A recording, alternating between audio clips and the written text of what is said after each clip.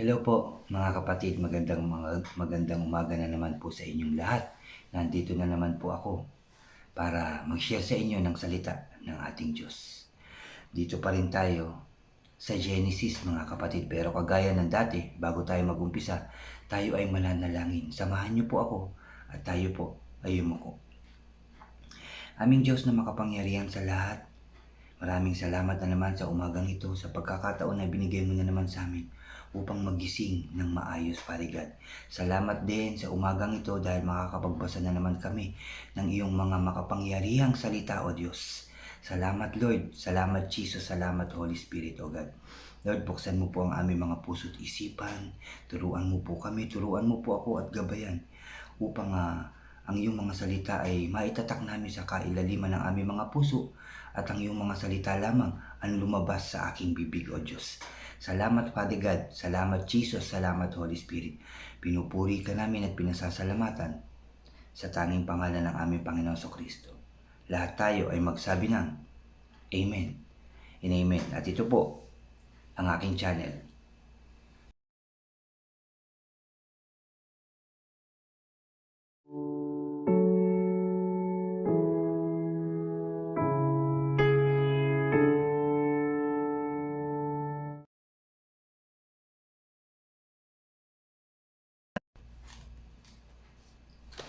Hello po ulit mga kapatid at welcome po sa aking channel, Brother OG po. At doon po sa mga bago po sa aking channel, huwag niyo pong kalimutan na mag-subscribe po kayo. Paki-like niyo po ang aking mga videos, paki-share niyo rin po ito sa inyong mga mahal sa buhay. At ang notification bell din po ay paki-click na rin para lagi po kayong updated sa mga iba ko pang i-upload. Salamat po, salamat. So kahapon, sinare ko po sa inyo ang chapter 43 na may pamagat na nagbalik kay Jose ang magkakapatid. Ano po, pinabalik sila ng kanilang ama dahil naubos na ang kanilang pagkain. Ano po, at sabi nga ni Jacob, at yun nga pinayagan na ni Jacob na isama ang kanilang bunso na si Benjamin. Ano po, at pinabalik pa niya yung pera na nakita nila sa sako. At nagpadala pa ng mga regalo para kay Jose. At yun nga, nang makita sila ni Jose, sinabi sa kanyang alipin na isama sa kanyang bahay at magsasalo-salo sila. Ano po, kinabahan naman ng magkakapatid. Baka akala nila baka eto na yung sa pera. Tapos tayo ipadakip na. Ganun na po ang naiisip nila lahat. Ano, pero yun nga, nung nasa bahay na sila, dumating si Jose. At tinitigan at tinanong niya kung yun na raw si Benjamin at hindi niya nakayanan, napapaluha na siya kaya siya po ay pumasok sa silid at nung makalma niya na ang kanyang sarili, lumabas na po siya ulit. Nakipag-usap at sila'y nagsalo-salong kumain. At ngayon nga po, dito na tayo sa chapter 44 at ito'y may pamagat na ang nawawalang kopa. At ang pangalawa, nagmakaawa si Judah. Ano po? Yan po ang pamagat. Umpisahan na po natin. Chapter 44 po, verse 1. Inutusan ni Jose ang kanyang katiwala. Punuin mo ng trigo ang kanilang mga sako at bago mo isara ay ilagay mo ang salaping ibinayad nila. Sa pangalawang pagkakataon po, pinabalik na naman ni Jose ang kanilang mga binayad.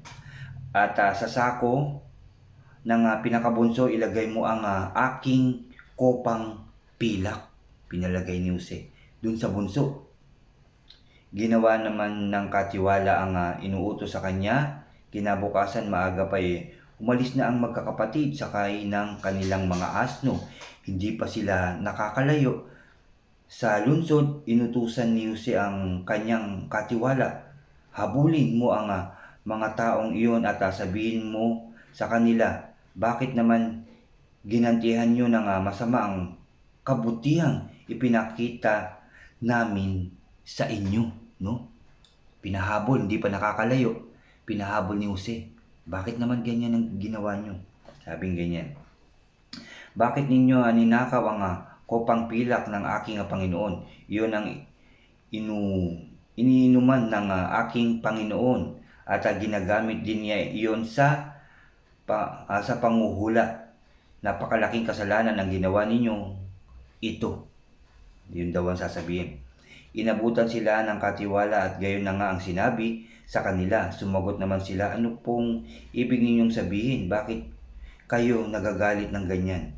Ni naisip ay hindi namin magagawa iyan. Sabing ganyan nung magkakapatid na.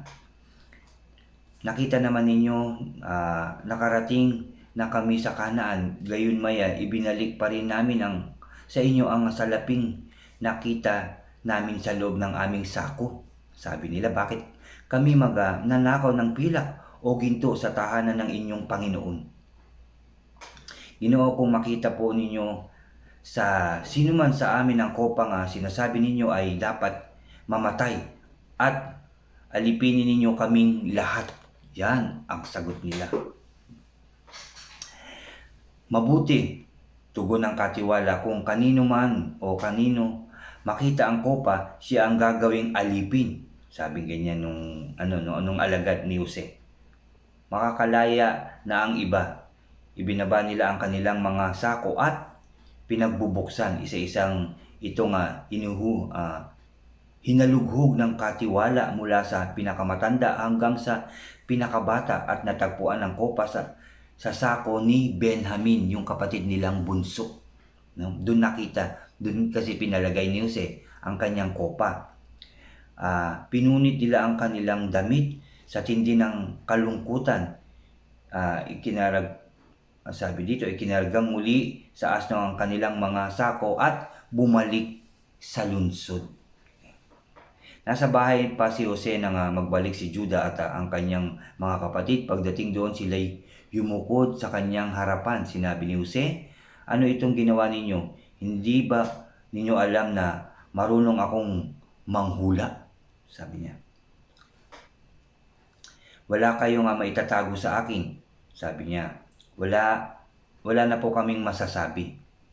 Sabi ng magkakapatid. Sagot ni Judah, wala po kaming makakatuwiran sa mga pangyayari. Diyos na po ang nagbunyag ng aming pagkakasala. Kaya hindi lamang ang kinakitaan ng kopa, kundi lahat kami alipin na ninyo ngayon. Sabi ni Judah. Sinabi ni Jose, hindi ko gagawin iyon. Kung kanino nakita ang kopa, siya ang gagawin kong alipin. Ang iba ay makakauwi na sa inyong ama. Sabi ni Jose. At sa verse 18, mga kapatid, nagmakaawa si Judah. Yan ang pamagat nito dito sa verse 18. Lumapit si Judah kay Jose at sinabi, nakikiusap po ako, Ginoo, kung inyong mamarapatin, huwag sana ninyong ikagalit. Ang turing ko sa inyo para na kayong paraon. Ginoo, itinanong ninyo kung mayroon pa kaming ama at kapatid. Ang sabi po namin may ama kaming matanda na at bunsong kapatid na anak niya sa katandaan. Sabi ni Judah. No? Patay na ang kapatid nito at siya na lamang ang buhay na anak ng kanyang ina. Kaya mahal na mahal siya ng aming ama. Inuutos ninyong dalhin namin sa inyo rito upang inyong makita. Ipinaliwanag po namin mahirap ilayo sa aming ama ang bata sapagkat maaring ikamatay niya ito.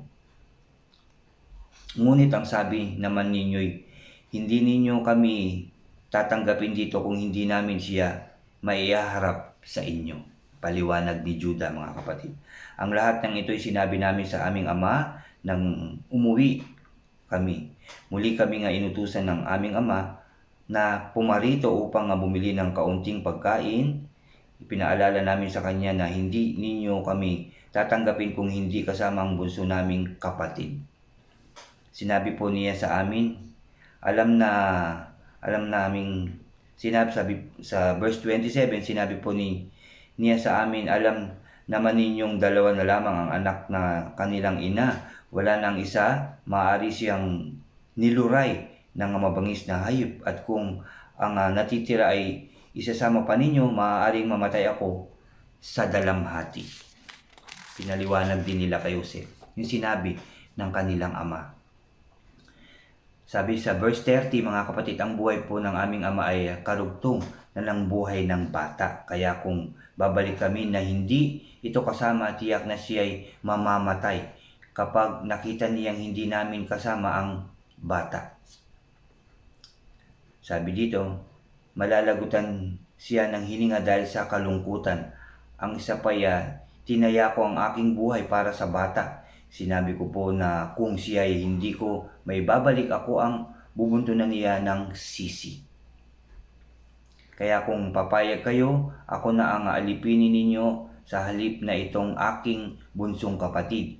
Sabi dito, pahintulutan na ninyong isama siya ng iba kong mga kapatid. Sabi sa verse 34, hindi ko po sabi dito, hindi po ako makakauwi kung hindi kasama si Benjamin. Hindi ko po makakayanan ang matinding dagok ng darating sa aming ama kung iyon ang mangyayari.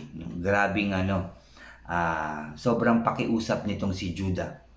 Dahil matindi ang kanyang pangako sa kanyang ama na siya ang mananagot kung may mangyayari kay Benjamin. Kaya sobra ang kanyang pakiusap kay Jose.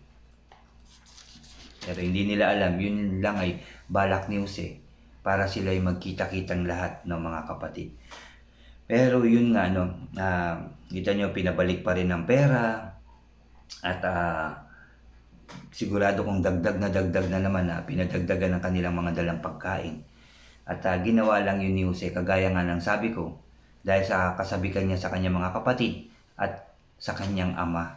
No? Nakikita natin yun na kita nyo na natuwa itong si Jose nang makita niya ang kanyang mga kapatid. No? Pero nag-isip siya ng paraan paano pa kaya mapapasama ang kanilang ama na nang sila ay magsama-sama ng lahat. Mga kapatid, yun talaga ang plano nitong si Jose sa kanyang mga kapatid at sa kanyang ama, ang makita sila at magkasama-sama ng buo. Na nakikita pa rin natin yung pagmamahal, yung sobrang pagmamahal ni Jose sa kanyang mga kapatid at sa kanyang ama na mga kapatid. Kaya lamang niya yun ginawa. No? At yun nga ang katapusan ng chapter 44, mga kapatid, na pinapaalala pa rin na talagang lahat gagawin ng isang, sabihin na natin, na isang taong totoong nagmamahal sa kanyang mga mahal sa buhay. No? Sa kanyang mga kapatid, sa kanyang magulang, o yung iba pa niyang mga mahal sa buhay. Grabe yung kanyang balak, yung kanyang gagawin. Magkasama-sama lang ulit silang lahat, mga kapatid. Yung kanyang kabutihan at pagmamahal sa kanyang pamilya, makikita natin. Pinapaalala ulit, kagaya ng sinabi ko kahapon, at palagi kong sinasabi, yung tunay na pagmamahal, yung tunay na pagpapatawad at pagpapakumbaba. Mga kapatid, ang hinihiling ng ating Diyos sa ating lahat. Sa iyo, sa akin, at sa lahat ng tao, mga kapatid, sa lahat. So yun na nga po, ang katapusan ng chapter 44. Bukas ay ang chapter 45 na po ang aking isi-share sa inyo. So maraming salamat pong muli sa ating Diyos na buhay. Maraming salamat sa inyo ulit, mga kapatid, sa pagsama nyo sa aking sharing. Mga kapatid, tayo po ulit ay lalapit sa ating Diyos. Mananalangin po tayong lahat na nanggagaling sa ating puso, mga kapatid. Magsiyoko po tayo. Hallelujah, Lord. Hallelujah, Jesus. Hallelujah, Holy Spirit. Aming Diyos na makapangyarihan sa lahat, maraming salamat pong muli sa iyong mga salita, O God, na aming nabasa, napakinggan at napag-aralan. Salamat, Lord, muli mong pinapaalala ang tunay na pag-ibig sa bawat isa, ang tunay na pagpapatawad at pagpapakumbaba. Salamat, Lord, nawayan ay maramdaman ng lahat ng tao, simula sa aming presidente, sa lahat ng presidente sa buong daigdig, sa kasamahan nila sa pamahalaan, ang mga scientist, doktor, nurse, pulis at sundalo, O God. Maramdaman ng lahat ng yan ang tunay na pagmamahalan sa isa't isa, ang tunay na pagpapatawad at ang tunay na pagpapakumbaba, O Diyos. Yan nawa ang maitatak at magamit namin sa aming pamumuhay, O Diyos. Habang kami nabubuhay, nawa kami lahat, O God, ay maging mapagmahal, mapagpatawad at mapagkumbaba, O Diyos. Thank you, Lord. Thank you, Jesus. Thank you, Holy Spirit, O God. At nagpapasalamat po kami, Lord, sa paglayo mo sa amin, sa anumang kapahamakan. Lagi mo po kaming inililigtas, inilalayo sa anumang kapahamakan, karamdaman, tukso at gawa ng kaaway, O Diyos. Lagi mo kaming binabantayan, sinasamahan. Protektado mo po palagi ang bawat isa, lalong-lalo na ang aming mga mahal sa buhay, mga kapatid sa pamahalaan, O Diyos. Sa aming mga tahanan, lugar, bansa, O God, kaming lahat ay protektado mo, O Diyos. Salamat, Lord, sa iyong awa at pagmamahal sa amin lahat. And we claim, O God, we pray and claim it, na wala nang mamamatay, wala nang magkakasakit.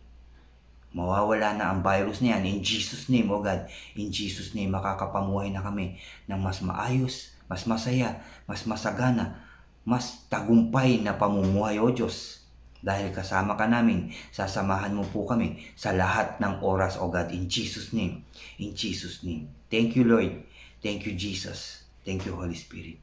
Muli, Lord, at palagi ka namin pupurihin, sasambahin at dadakilain sa tanging pangalan ng aming Panginoon sa Kristo, na aming tagapagligtas. Amen and Amen. Amen po. Salamat po muli sa ating Diyos. Salamat po muli sa inyong lahat. Sumainyo ang pagpapala ng ating Diyos at ang kapayapaan ay sumaating lahat sa pangalan ng ating Panginoon sa Kristo. Amen. Salamat po muli mga kapatid. God bless po sa inyong lahat. God bless po sa ating lahat. Salamat po muli. Salamat po.